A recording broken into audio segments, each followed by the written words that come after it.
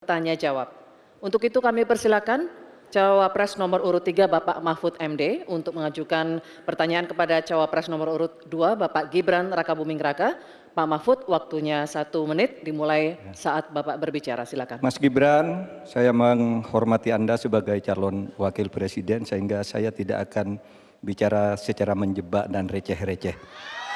Saudara, pada tanggal 17 Februari 2019 dalam sebuah debat calon presiden, itu Pak Prabowo mengatakan bahwa Pak Jokowi itu menyampaikan tidak akan mengimpor komoditas-komoditas pangan jika nanti terpilih presiden. Ternyata kata Pak Prabowo nih, 4 tahun memimpin Pak Jokowi masih mengimpor dan itu merugikan banyak petani. Nanti dicek ya bahwa itu pertanyaan Pak Prabowo ke Pak Jokowi saat itu. Pak Jokowi bilang tidak akan mengimpor. Tapi sampai sekarang kita masih mengimpor banyak. Masih mengimpor banyak. Malah semakin banyak mafianya impor mengimpor bahan pangan itu. Nah itulah sebabnya apa usul Anda untuk menyelesaikan masalah 5 tahun lalu ini. Ya. Baik. Cukup. Ini kami persilakan Cawapres nomor urut 2 Bapak Gibran Rakabuming Raka untuk menjawab. Waktunya 2 menit dimulai saat berbicara. Silakan. Sepertinya Prof. Mahfud agak ngambek ya, soalnya saya sudah 2 kali memberikan pertanyaan yang sulit. Carbon capture, greenflation, selalu dikomenin pertanyaan receh. Ya kalau receh ya dijawab Pak, gitu loh, segampang itu. Oke, masalah pangan, masalah impor.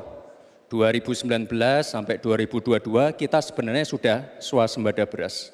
2023 ada impor karena El Nino Pak. Dan ini terjadi di sebagian besar di belahan dunia Pak.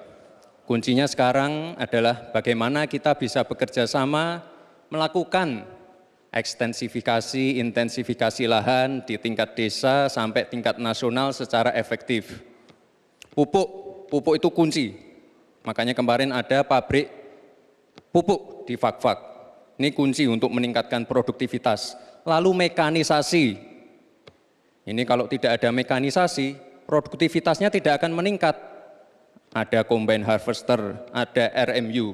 Ini wajib untuk meningkatkan produktivitas sekaligus mengurangi food loss atau food waste. Lalu tentu saja kita harus menggandeng anak-anak muda. Misalnya di Jabar sudah ada program petani milenial. Ya kita juga harus mengedepankan smart farming. Kita pakai IoT untuk mengecek kesuburan tanah, pH tanah, keasaman tanah. Penting sekali itu Pak. Lalu kita pakai drone untuk menyemprotkan pestisida. Jadi memang yang namanya food estate, lahan pertanian itu adalah program jangka panjang Pak. Jadi tidak bisa dijudge sekali panen, 2 kali panen, 3 kali panen. Panen pertama, kedua, ketiga itu pasti tidak pernah 100%. Ini yang petani pasti paham. Baru nanti panen ke-6, ke-7, ke-8 baru akan kelihatan seperti apa hasilnya. Itu Pak, terima kasih dan mohon maaf sebelumnya Pak. Waktunya habis, terima kasih. Cukup. Bapak Ibu cukup. Baik, kita lanjutkan dulu. Saatnya calon wakil presiden nomor urut 3 Bapak Mahfud MD untuk menanggapi, waktunya 1 menit saat Bapak berbicara. Silakan. Pertanyaan saya bukan itu. Pertanyaannya itu, dulu Pak Prabowo bertanya, katanya Pak Jokowi tidak mau ngimpor beras. Lalu sekarang faktanya, per hari ini, catatan data ini harus dibaca ini.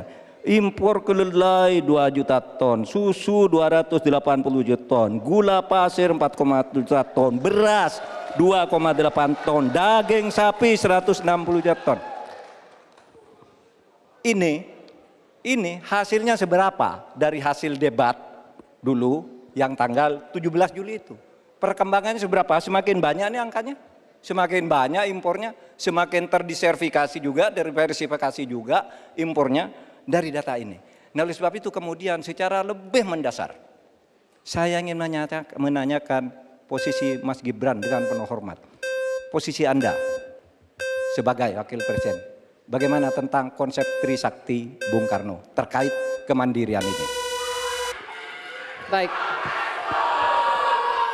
Selanjutnya kami persilakan cawapres nomor urut 2 Bapak Gibran Rakabuming Raka untuk merespon tanggapan dari Bapak Mahfud MD. Waktunya 1 menit Pak, dimulai dari saat Bapak berbicara. Silakan. Terima kasih Prof. Mahfud untuk evaluasinya. Sekali lagi saya mohon maaf jika ada kata-kata saya yang salah. Tapi sekali lagi, ini harus kita evaluasi. Dan kita jangan memberikan narasi-narasi yang menakutkan kepada warga. Intinya adalah program-program yang sudah berjalan sekarang. Nomor 1 dan nomor 3 ini kan kompak, food estate gagal. Saya tegaskan sekali lagi Pak, memang ada yang gagal, tapi ada yang berhasil juga yang sudah panen. Misalnya di Gunung Mas, Kalteng, itu sudah panen jagung, singkong. Itu Pak, cek saja nanti ininya, cek saja datanya. Intinya adalah warga jangan diberikan narasi-narasi yang menakutkan, kita harus optimis Pak. Bapak-bapak ini adalah calon-calon pemimpin, harus optimis. Jangan memberikan narasi-narasi yang menakutkan kepada warga dan masyarakat. Jelajahi cara baru mendapatkan informasi. Download Metro TV Extend sekarang.